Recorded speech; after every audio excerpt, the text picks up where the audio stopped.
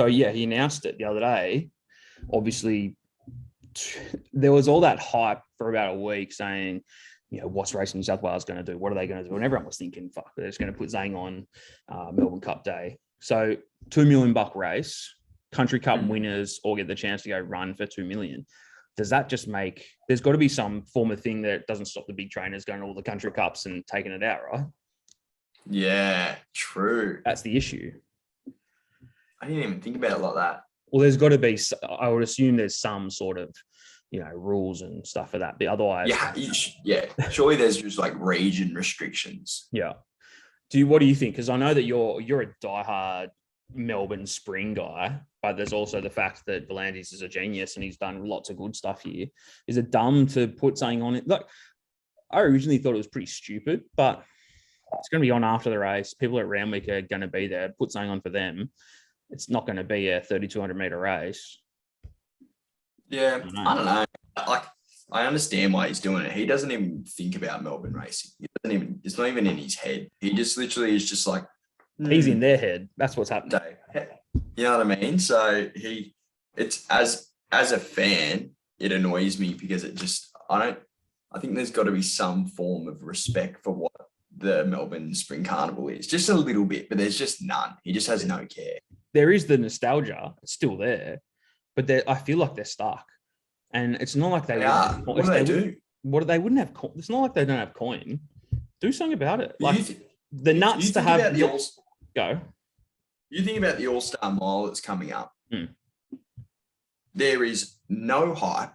There is genuinely no money in it. Like a $5 million race is kiddies in Australia now. Like, you look at the Golden Eagles, 7.5. Like same sort of distance, same sort of idea, obviously 4-year-olds, but like Melbourne have got to pull their finger out a bit. Like the All-Star Mile, you compare it to the build-up for the Everest. Me and you talk about the Everest now. Yeah.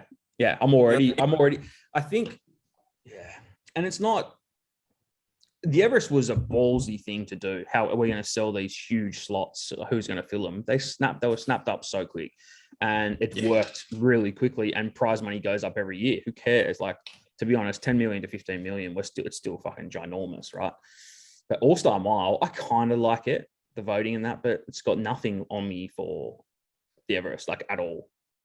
And it's not even in the same league. And I get it, and people know that, I work at Tab, the amount of stuff that we push socially, digitally, commercials and stuff for the Everest, that's Racing New South Wales pushing that, right? They're demanding it and they do it. They make it happen. Yep. All-Star Mile could be doing the exact same thing. Like, people think that, Tab and Sky are pushing all these like things. There's a reason for it, and everyone's still talking about it. So exactly right. They've got to do something because it's got no excitement whatsoever. The race comes around. It's actually a really good idea though. Like, rotate the 3 tracks. You have the voting done so that like not only do you get the best milers, but you get like a couple of random horses that people just love, like cult horses. Like if a horse like Buffering was still going around, he'd be, that's the sort of, it's just, I don't know. It's just got no hype around it whatsoever. And I'm a sucker for a little sprint race. And the fact that I think Volandis, that the whole point of the Everest was real smart because people love a sprint race. Do people love the 900, 1,000? Or not really? Do they like 1,200? Perfect distance. You're getting the guns of the sport. It's the fastest thing. And it was smart, mate. It's very smart. Yeah. But, I don't know. I'm not too. I was a bit fast. I was a bit why would we compete with the Melbourne? Give them their Tuesday in November. But he's putting on a race in Sydney. Who cares? They're not going to be stealing anyone. And it means that people might take the day off work on Cup Day to now go to Sydney races to go watch the Cup, but there's also good horses getting around. And it's straight after. It's going to be however long after. Obviously, the next 10 minutes after the race. Who cares? Anyway. Genius. Anyway, we're a fortnight from last episode, so welcome to Give Us a Spell, Zach and Nick aboard. If you haven't joined Facebook group, do so. There's been quite a few bets getting up. If you haven't been following, I think there's been a few NBA bets, which I haven't been on, but plenty of horses as well, coming into fucking good timing as well. So good time. This is some sick horses coming back. We're going to be focusing on Melbourne. And we'll get some, I might get your thoughts on some of the Sydney races as well.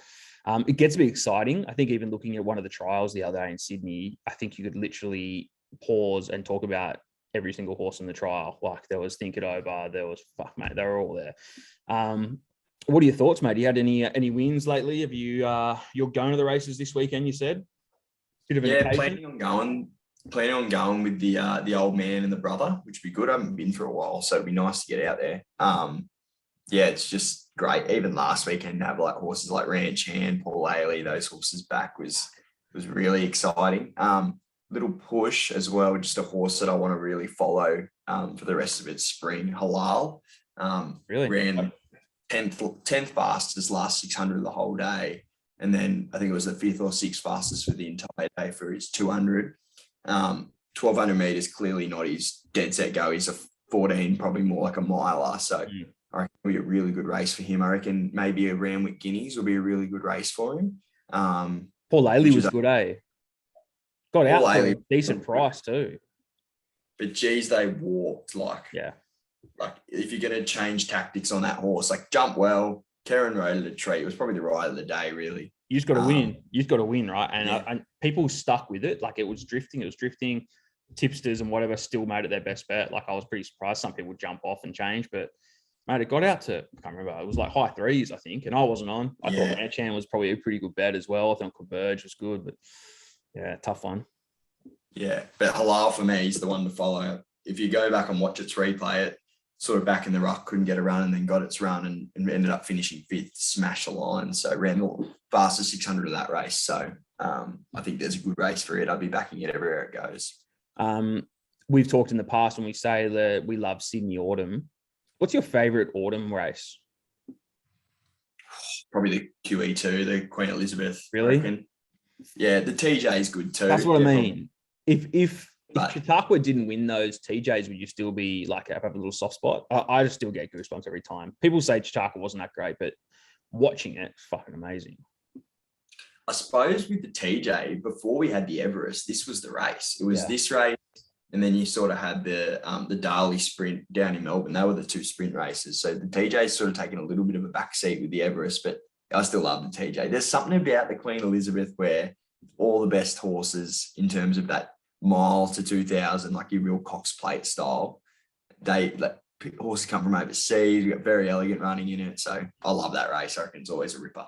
Tab opened up all those prices, those markets today. So like all day 1 and day 2 of the champs.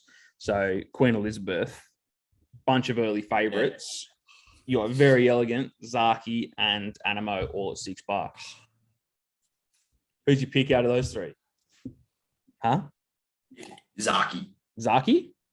Yeah. Zaki. He'll have a prep. I've got a tingle in my balls, Zach. I've got a tingle in my balls that this horse is going to do what it promised to do. I know it came out and smashed the Emirates. Like, it was fantastic. I was convinced it would have won the Cox Plate. Convinced. Yeah, well, you could have been on, mate. TJ, Nature Strip. Don't talk about that. 350, is that deserved? 350 to $6 for Eduardo? Is there that much of a difference? Is this for the TJ? Yep. He's tough. I don't know. There's something about him that just... What is it? Nature Strip 350? Nature Strip 350, Eduardo 6. Then you got Mask Crusader, Home Affairs, and whatever. Yeah. Before I do that, thoughts on Jamie Carr riding Nature Strip, J-Mac on Home Affairs in the Black Caviar.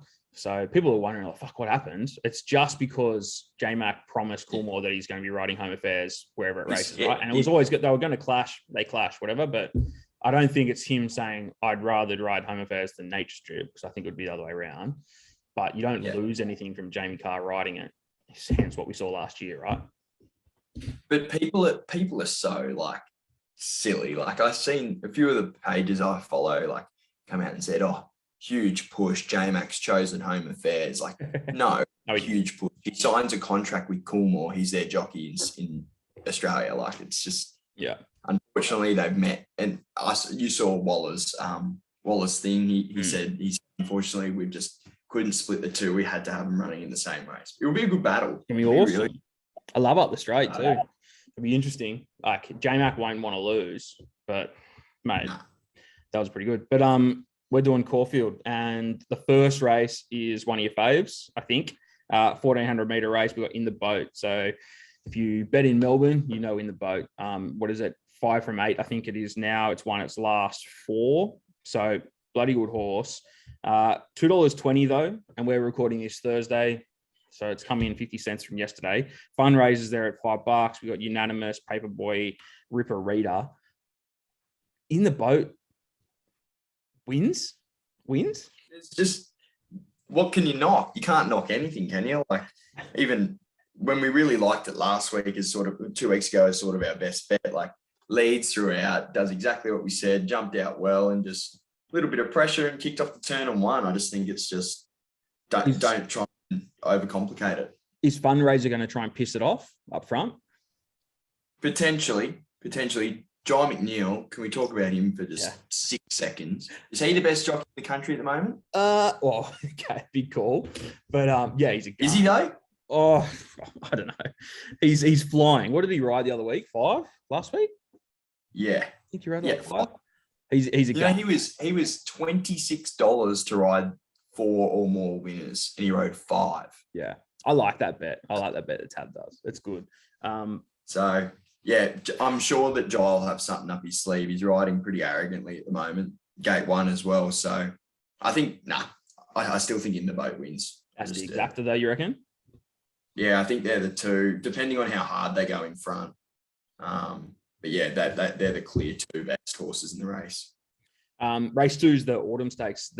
There's been a fair bit of chat already on Decent Rain. So we were just talking Jai McNeil. It's already like 460 to 340 in the day. Coast Watch is there. Pretty good horse for Waller. Spirit of Gaylord, Sharp Response, Lucky Decision. Jamie Carr's on Mares for Mick Price.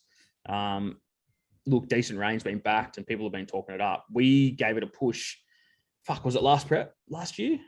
And it ran really well. I think it did really well. It didn't do enough for when we were on it at good odds, but I think you're on at like 9s or 10s or something, and it nearly. Yeah. Are you with it? I'm finding this a really hard race because you've got Coast Watch, Spirit of Gaylord, all both coming back fresh. So usually, like, I want to see what these horses do, especially 3-year-olds. You don't know what they're going to be like. Like, horses race different in the spring than they do in the autumn. They just do. If I know that Coast Watch is coming back as good as he was, I'm with him. But it's hard to knock Decent Rain, who's actually obviously been up for a while, but this horse is in seriously good form. They've obviously found that the horse is obviously going really well, because otherwise they would have given it a spell at some point. So I think Decent Rain, to me, is probably the horse that I'd want to be putting my money with, but Coast Watch definitely has bigger things. Like he'll be in Australian Guineas, I would have thought.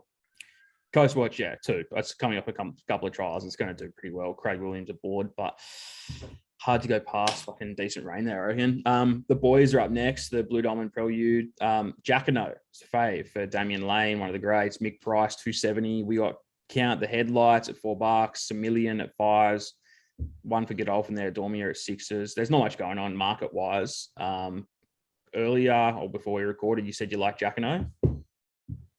Yeah, I don't mind Jacquino. I'm worried about where it's going to get to in the run, because first up, it was back last basically, and then stormed home, and it's got gate 1. So I don't know. You've got a good man in charge with Damien Lane. So I'm just going to have a small each way play on Philosopher, leading to Meach. I reckon it'll lead. It's like $19 at the moment.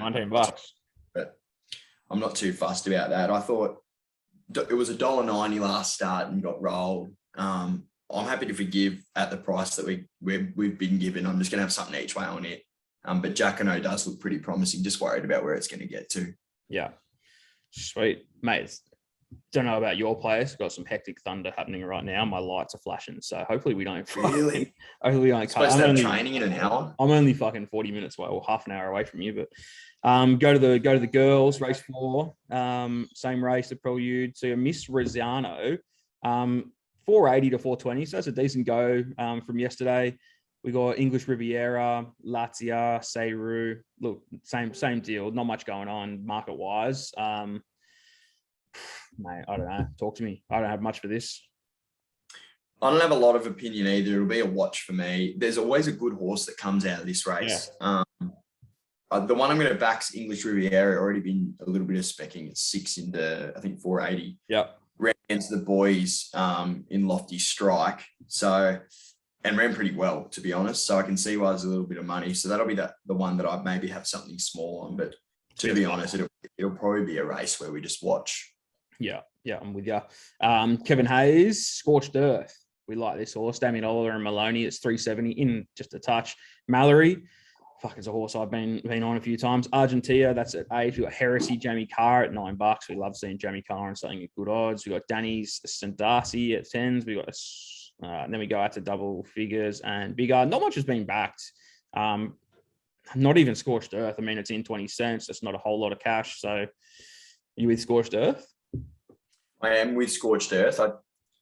The way I did the form for this race was I looked at Mallory on the second line and I thought it's probably a horse that's going to grow into its prep a little bit. Like first few starts, last preparation, just took a couple to get going.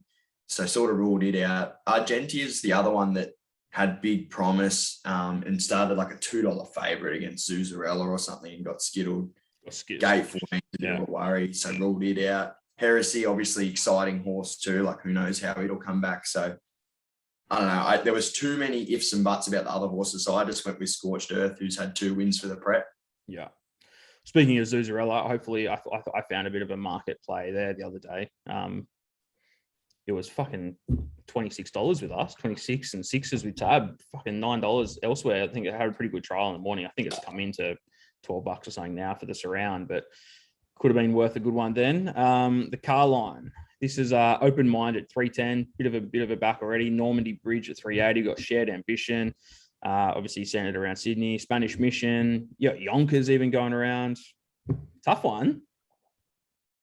It is tough, but I feel like it's a bit of a theme with this. Here we go. But meeting, like, have a look at Shared Ambition, Spanish Mission, both fresh again. Over 1,600. Do I really want to be with those horses? Probably not. Happy to just watch them go around. Same as Normandy Bridge. Like it's coming over from France and it's been running in 2,000 meter races. And then at the top of it, you go Open Minded. Been running over 1,400 against horses and knocking off horses like Lighthouse. Gets a 1,600 meter race, 5th up. I don't know. If I'm putting my money into a horse, I think that's the one. I probably won't have much of a bet in that race, but I couldn't back these staying horses coming back. Right, Yonkers. No, I can't catch the thing, so I'll steer clear. I'll leave it out. Rubiton Stakes. You said this earlier that Artorias. You mentioned Artorias. That's 420. Pretty much what it opened. We got Marine 1 at 460. Oxley Road. We had a good win on that last year. Was it Everest Day? I think it was Everest Day in the last. Group 2 at Caulfield, I think it was. Yes, that was and then we have Ingratiating, mate. Like you can have that. It's one of yours. Maliva, Mr. Mozart. This is actually a pretty cool race. Fancy that 1,100 meter race that I like. So, what do you think?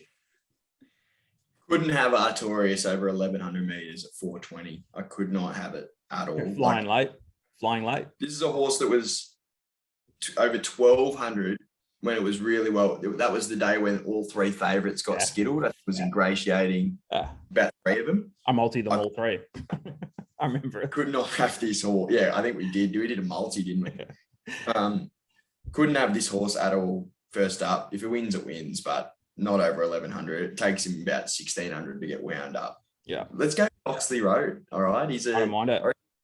He's one of our stable horses.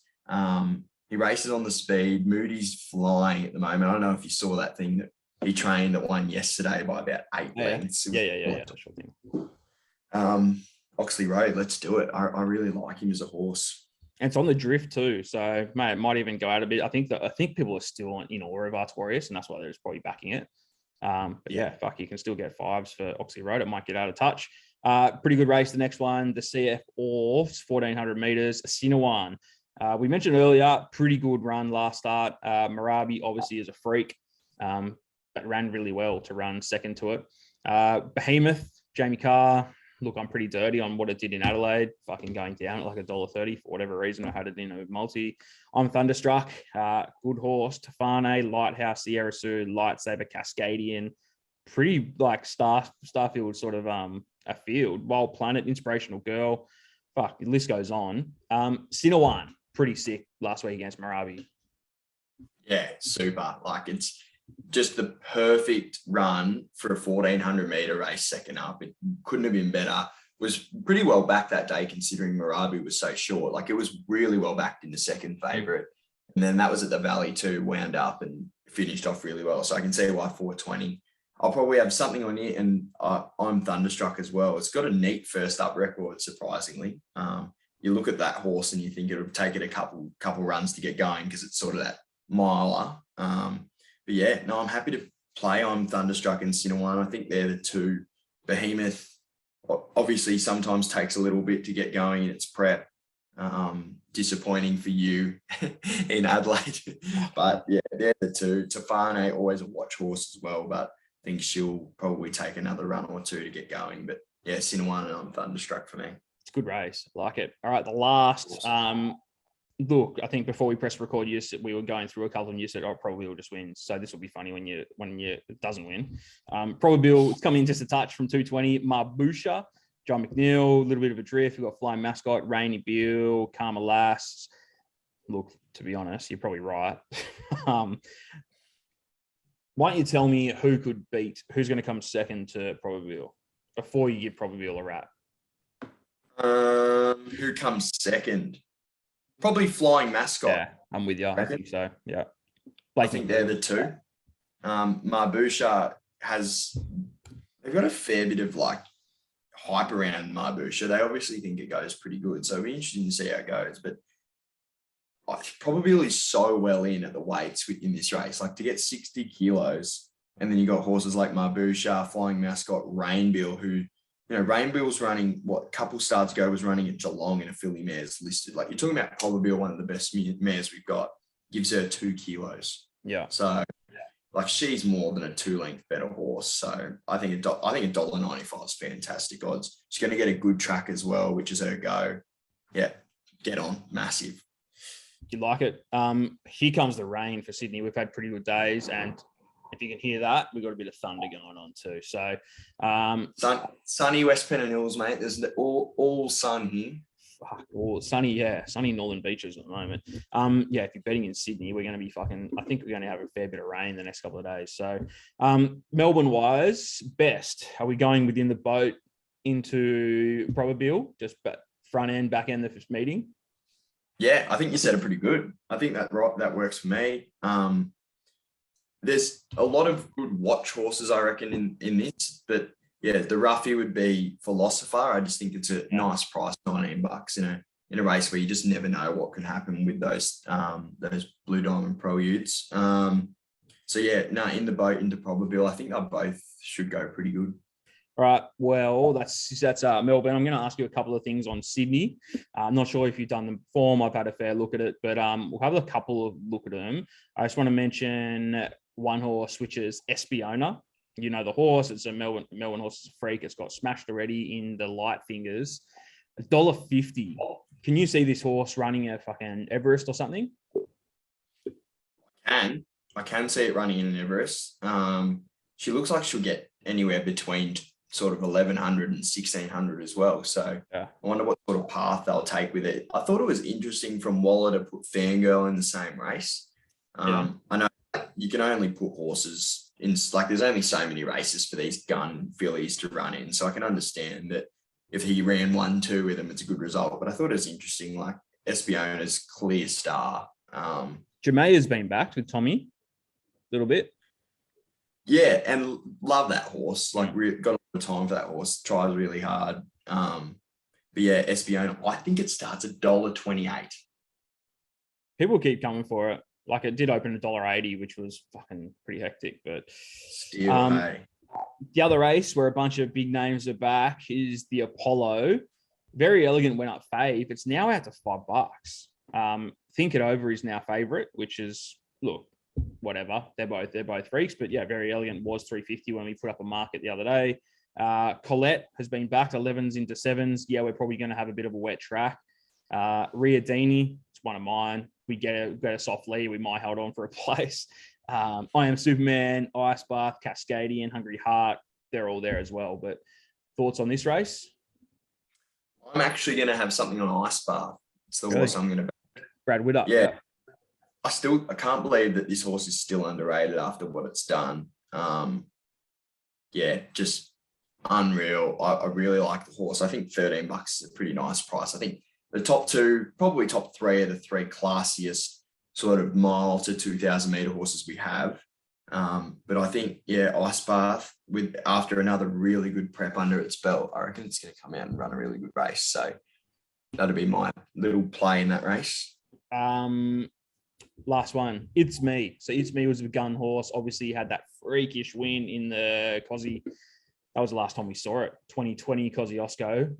Somehow it won. It's got big wraps. It's had a bit of injury, but also Snap Dancer goes all right too. So Snap Dancer, J-Mac, Kieran Maher, $6 into 370. It's Me. We know it's a freak at 440. We got for 2, Smear Vision, Wonderbar. To me, it's between probably the top 2. It's Me, Snap Dancer. Would you be confident jumping on It's Me after however long? Was it a year and a half? And we know it Snap Dancer is pretty good. I could. I think the horse is a gun. Yeah. It's Me. This is a horse that was probably gonna. What did it come? It won the. It was supposed to be running in the Kosciuszko, wasn't it? But it probably could have ran in the Everest and run a good race. So yeah, it did. It won the Cosy in 2020, so it hasn't done anything since then. Yeah, that's right. Sorry. Yeah.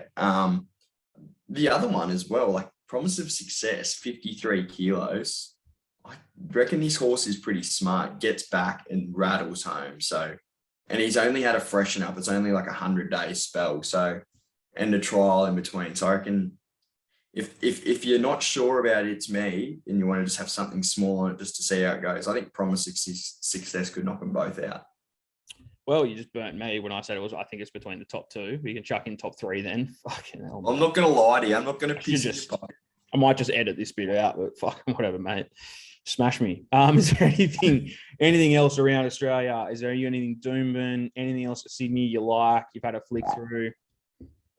Nothing? Not particularly. They're sort of the races I'm pretty keen to step into. I'm really excited about the Randwick meeting, but then it's good to see all these good horses back. There's a lot of races where I think just bet a little bit wary with the first uppers because you just don't know what's going to happen. But yeah, it's exciting. There's one race that I really don't ever win in, but I think I'm going to win this weekend, and that's the Midway. I like Delexo.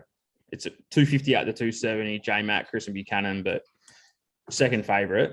I think it's a good bet. I think it's a good thing. All right. So what do we got? It's pissing down with rain here. Don't know what it was like at yours now, but what do we got? Footy training later or what? Yeah, footy training in 45, which will be good. Get down, do a session, then birthday Saturday, which is exciting. What are we, mate? 35? 23. Far out. You don't look a day over 18, mate, with that haircut. I'm a 99 baby, so yeah, that's pretty. At least you're not. If you were in the 2000s, I couldn't have you on here. I'd just fucking feel this sus having it on. I still have to show my ID at the tab. So do you really? Yeah, absolutely. Wow. I think I'm taking my dad's card in. That's some serious thunder. That sounds loud. Yeah. So hectic. Going out for dinner with the fam tomorrow night, and then go on the track Saturday into a little engagement party on Saturday night, which would be good. Hey, solid. My lovely football team has decided to put a training session on Sunday morning. So Sunday morning. Yep. Just rude. That's what you get when you're playing up in the big wigs, mate, on the big cash. Suppose, yeah, massive cash. Yeah. All right, mate. Well, enjoy. It's going to be pissing down by the time you get to training. So best of luck, and we'll have a win this week. Perfect. Hope you have a win. Oh, thanks, mate.